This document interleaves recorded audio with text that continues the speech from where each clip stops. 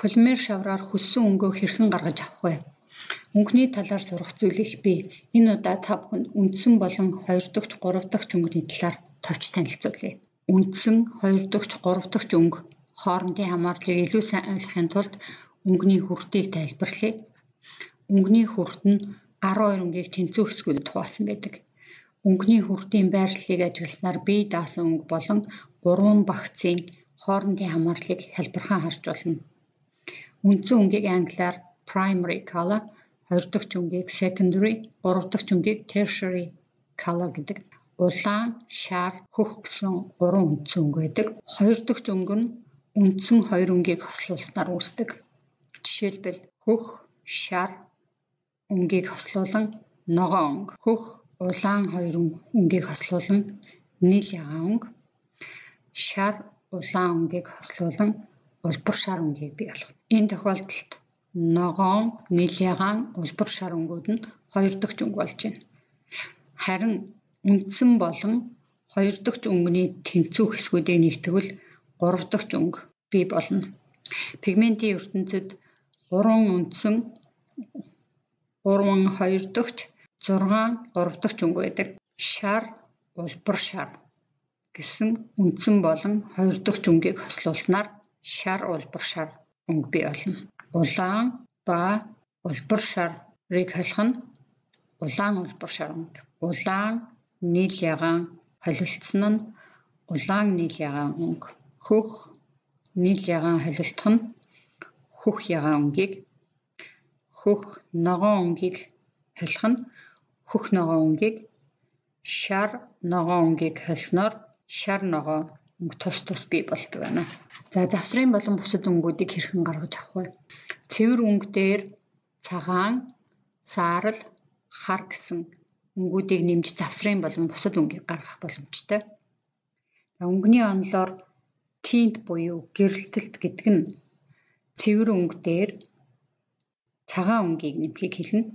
Энэ нь цэвэр өнгийг илүү цайвар бүдүүрүүлж өгдөг. Мөн эдгээрийг пастел өнгөч гэж нэрлэдэг. Tones буюу тон гэдэг нь цэвэр өнгө дээр саарал өнгийг нэмж болохыг хэлнэ. Shade буюу ханалт гэдэг нь цэвэр өнгө дээр хар өнгийг нэмж цэвэр өнгийг илүү бараан болгодог. Хичнээн хэмжээний хар өнгө нэмснээс хамааран бараан өнгө нь дундаас маш бараан өнгөтэй байж болно. Хар өнгө нь маш хүчтэй өнгө тул болгоомжтой нэмэх хэрэгтэй. Тэгэхээр хичнээн хэмжээний цагаан, саарал, хар өнгийг нэмснээс хамаарч маш олон төрлийн өнгүүдийг үүсгэж болно. За одоо өнгөний онолын дагуу туршилт хийж үзье. За туршилт хийхдээ би энэ Scalpe 3 гэдэг энэ полимер шаврыг хэрэглэх гэж байна. Яагаад гэвэл энэ шавар нь маш зөөлхөн. Ингээ гараар нухаж зөөлөж, холиход зөөлөн байдаг тул энэ олон өнгөнүүдийг би одоо айлахын тулд энэ зөөлөн. За өнгөний орцуудаа тэнцүү хуваахын тулд би ийм хэлбэртэй хивийг ашиглаад тэгээ ингээд нийт тэнцүү хэмжээ ингээд хуваачлаа. Жишээлбэл энэ шарыг ингээд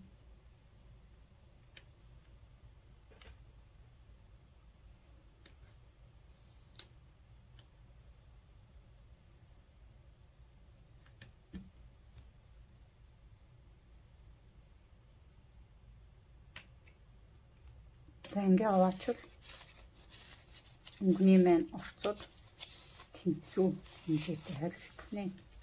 За ингээ бүгдийн тэнцүү хэмжээтэй хуваач.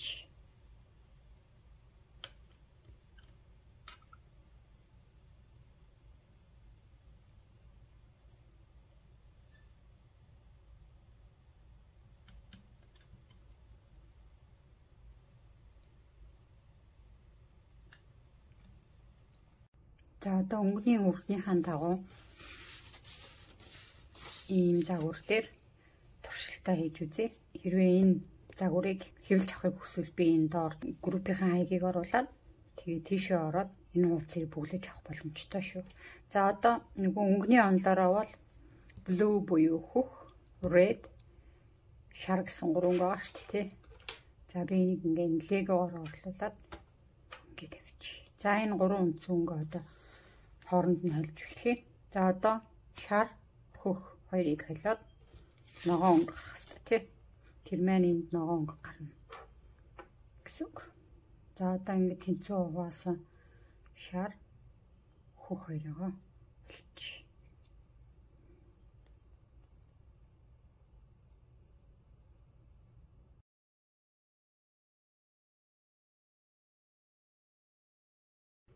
За ингээд ногоон өнгө маань шар хөх хоёрыг холиод гарлаа. Одоо шар улаан хоёрыг холъё.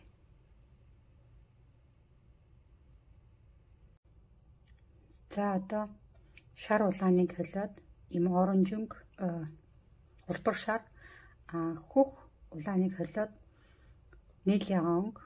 За энэ нийл ягаан өнгө маань яг энэ легоны шиг юм өнгө гарсангүй яа гэвэл энэ улаан давмгаалцсан ийм харах юм бол ийм гарсан байна. За одоо ингээд хоёр дахьч буюу secondary өнгөнүүдээ ингээд гаргачлаа тий. Одоо гурав дахь энэ өнгөнүүдийг гаргана. Тэхийн тулд энэ хоёр дахь өнгөийг үндсэн өнгөтэй байлна. Тэгжээж дундаас нь гурав дахь өнгө гарч ирнэ. За тийм болохоор цөмөрөө одоо энэ улбар шарыгаа улбар шар ч гэсэн яг энэ легоны өнгө шиг гарсангүй. Харах юм бол улаантай харьцуулах юм бол үл ялэг юм улбар шар болсон байна. За одоо энэ улбар шарыгаа шартай ойлоод энэ гурав дахь өнгөө гаргана. Тэгэхээр ямар өнгө гарч ирэх нь харцгаая.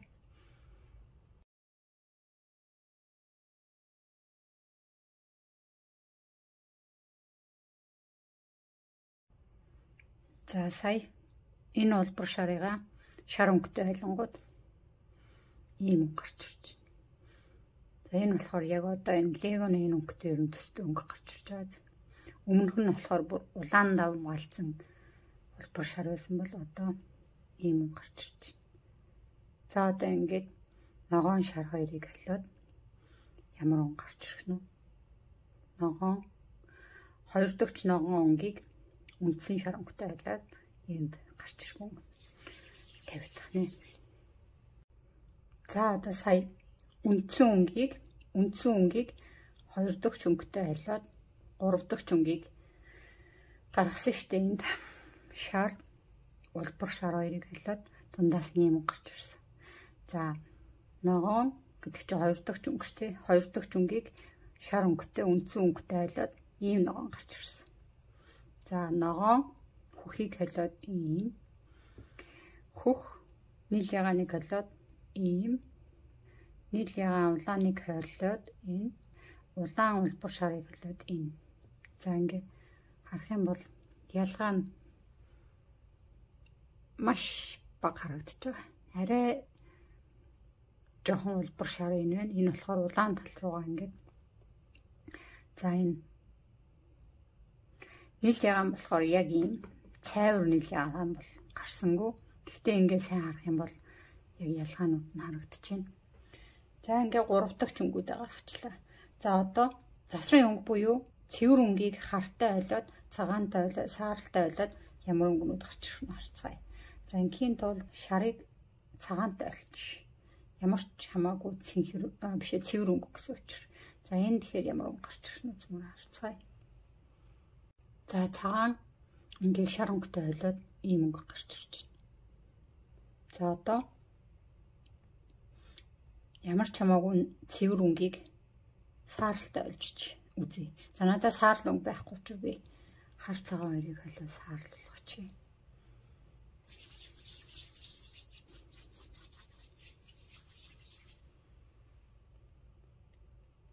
Тэгээ саарал өнгийг ямар ч хамаагүй нэг цэвэр өнгөтэй ойлоод үзье.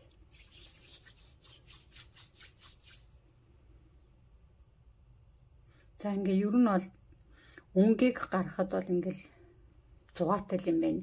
Та ерөөсөө хүссэн өнгөөрөө ямар ч хамаагүй өнгийг ингэж гаргах боломжтой юм байна. Одоо холж байгаа хоёр өнгө маань заавал юм тэнцүү орцтой байхгүй ч гэж болно шүү дээ. Жишээлбэл одоо би энэ хувааснараа 2 цэнхрийг 1 цагаантай болохоор ямар гарах нь уу? 2 цэнхрийг 3 цагаантай болохоор ямар гарах нь уу гэж ингээд өнгөний орцыг бол та одоо өөрөө яаж л бол яаж зохиож ямар ч хамаагүй дурын өнгө ингэж гаргах. Ерөөсөө өнгөөр бол тоглолт хийчих юм байна. За ингээд саарл өнгө гаргачлаа. Одоо би саарлыг 2 улаантай байлууд үзье. Тэгэхээр ямар гарах вэ? Яг гэвэл энэ хар цагаан хоёр чинь яг ижлэгэн орцтойгоор би. За нэгтэй нь байлууд үзье. За хоёулангийн за адилхан орцтой байд хоёулангийн халиуд үзье. Тэгэхээр юу гарч ирэх нь харъя.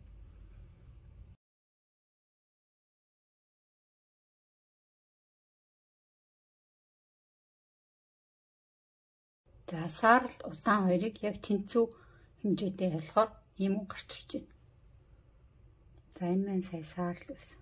За одоо ямар ч хамаагүй цэвэр өнгийг хартай олж. Хар өнгө нь хүчтэй өнгө тул харын орцыг ер нь маш багаар хийх нь зүйтэй баг. За жишээлбэл би энэ харыг дахиад хэд хуваад юм бэ? 2 хуваад. За тэгээд энэ 2 хуваасан хараа 2 хүүхтэй болоод үзье. Тэгэхээр ямар гарч ирэх нь тий. Тэгэхээр харыг бол ерөөсөө маш болгоомжтой, маш бага хэмжээгээр холихгүй бол ер нь бол тэгээд бараа өнгө гарах нь ойлгомжтой. Гэхдээ ямар өнгө гаргамаар байгаагаас шалтгаалаад багаар хольж үзээд тэгээд үзэх юм бол за би энэ хар хүүх хоёрыг урд нь ерөөсөө хольж үзээгүй одоо л хольж үзэж.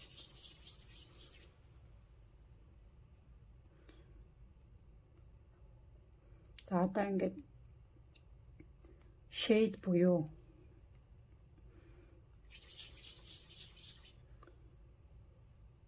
энэ хүүх өнгө маань ийм өнгөтэй болсон байна. Тэгэхээр энэ хар тал руугаа болсон мод.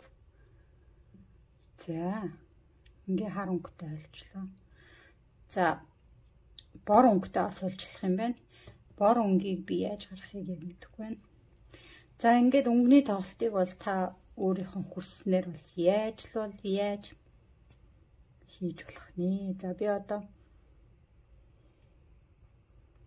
энэ цагааныг энэ ногоонтой алээд үзье. Тэгэхээр ямар өнгө гарах нь тий.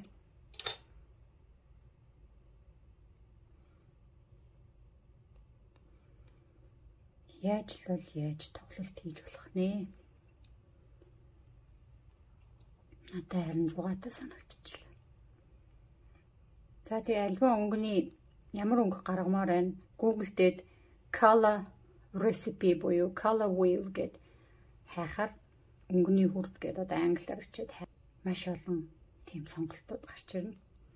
Тэгэл тэндээс та харж байгаа л дурын өнгө үүсгэж болох нэ.